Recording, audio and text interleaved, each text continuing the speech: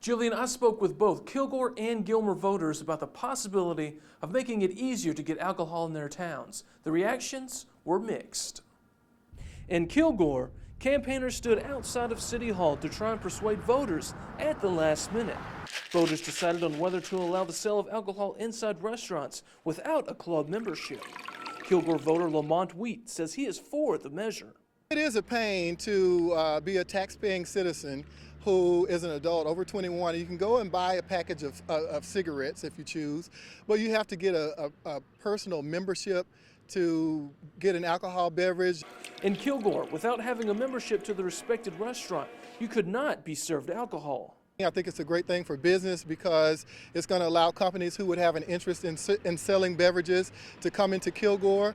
In Gilmer, signs urging voters to say yes to Propositions 1 and 2 sit outside local businesses. Proposition 1 would allow the sale of beer and wine in local stores. Proposition 2 would allow the sale of mixed beverages inside of licensed restaurants. Gilmer voter Philip Williams says he doesn't want alcohol easily accessible so close to home.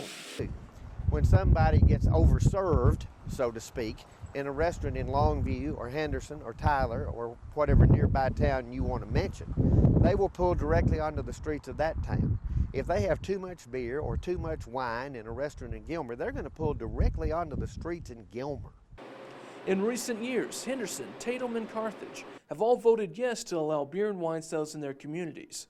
Just last year, Longview voters decided to expand alcohol sales in the northwestern part of the city.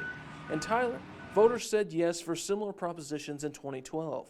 Wheat says he hopes Kilgore has the same fate, but says regardless of the decision, he just wants people to vote. Whether they're old, black, white, Hispanic, that, we do have a right to vote.